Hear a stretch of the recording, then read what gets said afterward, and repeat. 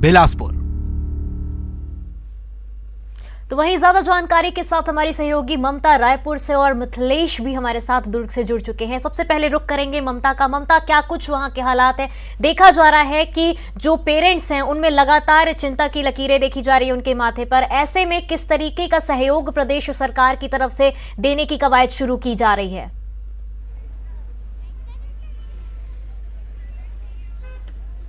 बिल्कुल, देखिए करीबन 200 के करीबन जो मेडिकल स्टूडेंट है वो वहाँ पर यूक्रेन में फंसे होने की बात कही जा रही है अंदाजन जो है, और करीबन 75 जो स्टूडेंट है उन्होंने मदद के लिए अपील लगाई है। और लगातार जिस तरीके से हम अपने चैनल के जरिए दिखा रहे हैं कि वीडियोस जो आ रहे हैं कि अब जो छत्तीसगढ़ के स्टूडेंट है वो उनके जो वीडियो आए हैं जांजगीर के, भिलाई के, वो बंकर में शिफ्ट हो गए हैं। तो कहीं ना कहीं ये जब तस्वीरें आती है तो पालकों की चिंता और भी ज्यादा बढ़ती है।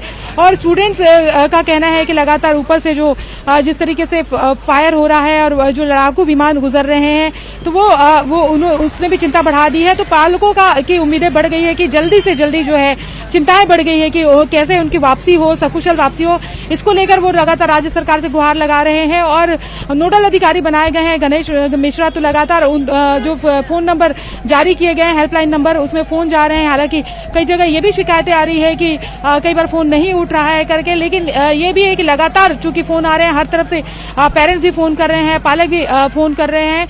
और जो राज्य सरकार की तरफ से बताया जा रहा है कि दूतावास में जो है वो पूरी लिस्ट सौंपी जा रही है। लेकिन इस बीच राज्य सरकार ने ये भी स्पष्ट कर दिया है कि राज्य सरकार ये कर सकती है कि अपने जो उन्होंने हेल्प डेस्क बनाया हुआ है वहां पर नंबर भेज सकते हैं, पालकों की जो स्टूडेंट है उनके बारे में जानकारी दी जा सकती है, दूतावास में भेजा जा सकता है। लेकिन अल्टीमेटली जो कदम उठाए जाने हैं वो केंद्र सरकार से ही उठाए जाने हैं। स्वास्थ्य मंत्री टी.एस. सिंहदेव ने जरूर ये कहा है कि टिकट को लेकर जैसे बताया जाता है काफी महंगे टिकट्स हैं और इसके चलते यही वजह है कि कई स्टूडेंट जो है वो नहीं निकल पाए और जब उन्होंने निकलने की कोशिश की तब तक बहुत देर हो चुकी थी। तो उसको लेकर कहा गया कि राज्य सरकार से भी आर्थिक मदद जो है स्वास्थ्य मंत्री ने कहा है कि ली जा सकती है उनके टिकट को लेकर। तो ये जो है फिलहाल मुख्यमंत्री ने भी कहा है कि नजर जो है वो लगातार रखी जा रही है। जी, हमारे साथ मिथिलेश भी जुड़ चुके हैं। मिथिलेश, आपसे जानना चाहेंगे क्या किस तरीके की कोई एडवाइजरी जारी की गई है राज्य सरकार की तरफ से जो लोग वहां पर फंसे हुए हैं उनकी वतन वापसी के लिए?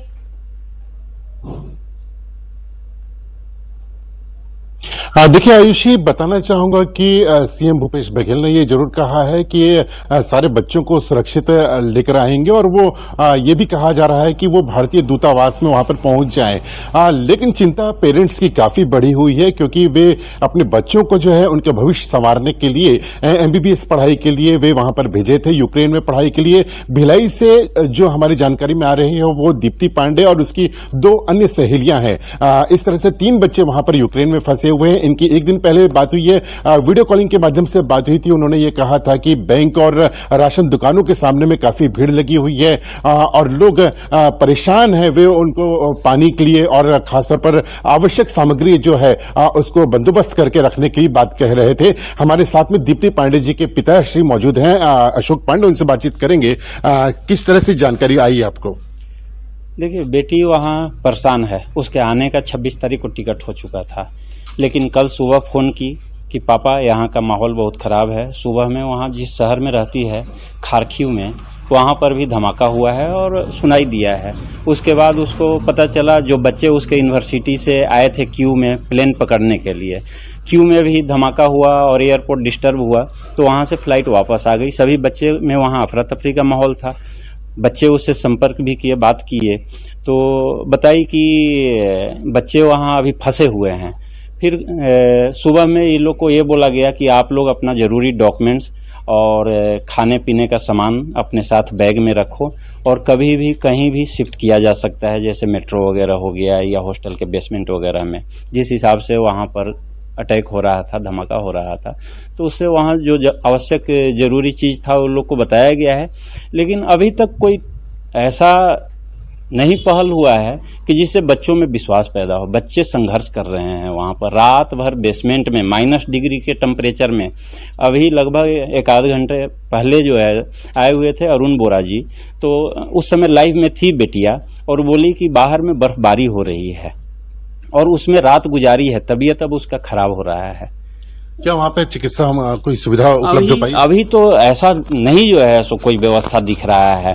बच्चे ठंड में रह रहे हैं, तबीयत खराब होगा, खाना समय से नहीं हो रहा है, खाने पीने का व्यवस्था नहीं है, भाग दौड़ परेशानी ये सब लगा हुआ है।